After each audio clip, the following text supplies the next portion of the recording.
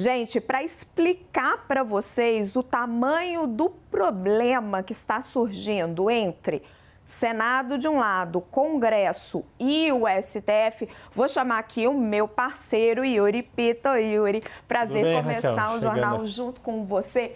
Yuri, explica para quem está nos acompanhando os principais hoje pontos de conflito de competência que estão aparecendo entre, principalmente, o Senado, o Congresso e o STF. Vamos lá, Raquel, boa tarde mais uma vez para você, para quem está acompanhando a gente no 360. Melhor jeito da gente visualizar essa disputa toda é jogar a nossa arte aqui para a gente acompanhar esses temas que estão literalmente travando um embate entre poderes, entre o Supremo Tribunal Federal, o Judiciário, e o Congresso Nacional, o Legislativo.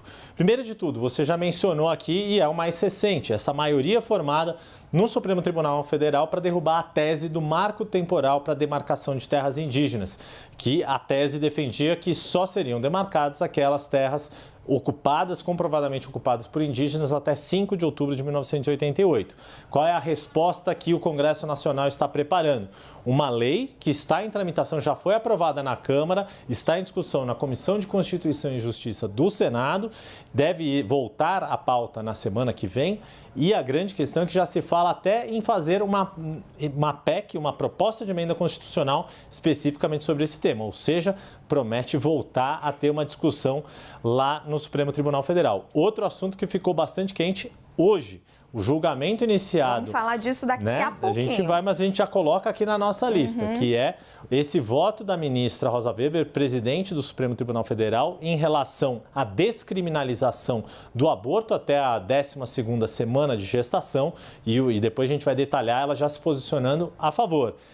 E por que isso gera um conflito entre os poderes? Porque o que se tem de discussão no Congresso Nacional, quando há, pelo menos as propostas que estão colocadas no Congresso Nacional, praticamente todas, se não todas, são para restringir ainda mais o direito das mulheres à interrupção da gravidez. Atualmente são 3 as situações, quando há risco à saúde da mulher, risco de morte da mulher grávida, no caso de estupro comprovado, com um filho fruto de uma violência sexual, e o terceiro caso, que foi incluído pelo Supremo Tribunal Federal em 2012, que é um caso de feto anencéfalo, que até alguns dos votos do relator da época, o ministro aposentado Marco Aurélio Mello, dizia que exigir da mãe continuar uma gravidez de um feto que se sabe que é anencéfalo, que vai nascer e morrer, seria condená-la a uma situação de tortura psicológica e física.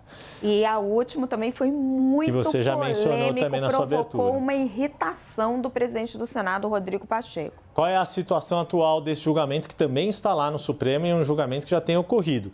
5 votos já são favoráveis a descriminalizar o porte de drogas, especificamente de maconha, para consumo próprio.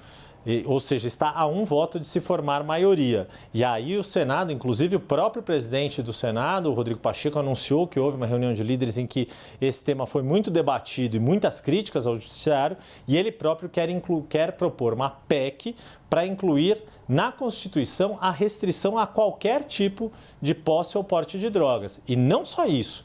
A proposta dele fala em incluir no artigo 5º da Constituição, que é um artigo que a gente falou bastante naquela discussão do Tribunal Penal Internacional, porque é um artigo que é uma das cláusulas pétreas da Constituição. É um artigo que prevê os direitos e garantias individuais. E o que se está a propor com esta PEC, caso ela avance de fato no Senado, seria o oposto. Seria restringir qualquer tipo de direito ao consumo de drogas consideradas ilegais. A gente vai percebendo, né, Yuri, o STF promovendo uma pauta mais de esquerda, enquanto um Congresso vai indo para um lado bem conservador. Que é um histórico, já que não vem de hoje, que né, a gente falou muito dos conflitos entre executivo e judiciário, governo Jair Bolsonaro e Supremo Tribunal Federal durante os 4 anos de governo Bolsonaro, e a gente vê o governo Lula num esforço de voltar a política brasileira à sua normalidade institucional. Tem sido nessa relação executivo-judiciário. E talvez isso também, esses conflitos entre Congresso e Supremo, se o Supremo quer legislar, que é a crítica que o Congresso faz, ou se o Congresso letárgico demora a entender as demandas da sociedade, que aí acaba sobrando para o Supremo, como foi no caso de um dos temas da nossa próxima tela que a gente vai chamar aqui. se não me engano, é o primeiro tema que vai abrir, que é justamente a união homoafetiva. Porque foi lá em 2011 que o Supremo considerou constitucional que o casamento entre pessoas, a união estável entre pessoas do mesmo sexo. E em 2013, o Conselho Nacional de Justiça passou a obrigar que os cartórios registrassem esse tipo de união entre pessoas do mesmo sexo. O que está acontecendo agora? A gente tem visto a oposição conservadora de direita querendo discutir na Câmara dos Deputados um texto que deixa muito explícito que casamento é entre homem e mulher e que a Constituição diz que pessoas do mesmo sexo não podem ter um núcleo familiar ou um casamento.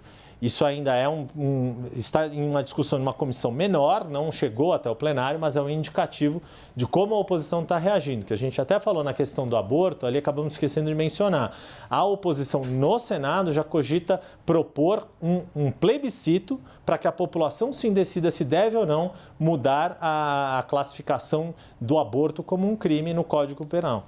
E para terminar, outra discussão aqui mais de ordem econômica, que é a questão da contribuição também sindical. Polêmica, bastante polêmica, porque lá em 2017, o Congresso, quando aprovou a reforma trabalhista, mudou uma série de dispositivos da CLT, da Consolidação das Leis Trabalhistas, extinguiu o imposto obrigatório. O imposto sindical obrigatório cobrava de todo trabalhador registrado em carteira 1 dia de trabalho por ano para financiar a existência dos sindicatos. E agora o que o Supremo decidiu é que a cobrança de contribuição assistencial ela é constitucional, desde que haja o direito de cada indivíduo, cada trabalhador, se opor a essa cobrança, mesmo em casos de acordos coletivos. E aqui a gente já percebe, e a gente viu, por exemplo, nessa semana, o presidente do Progressistas, o senador Ciro Nogueira, falando que voltar com o imposto sindical é algo que é cláusula pétrea. Entrevista aqui no 360. Pensar. Então, muito claro aí esse conflito que o Yuri mostrou tão bem entre STF e o Congresso, essa briga por competências.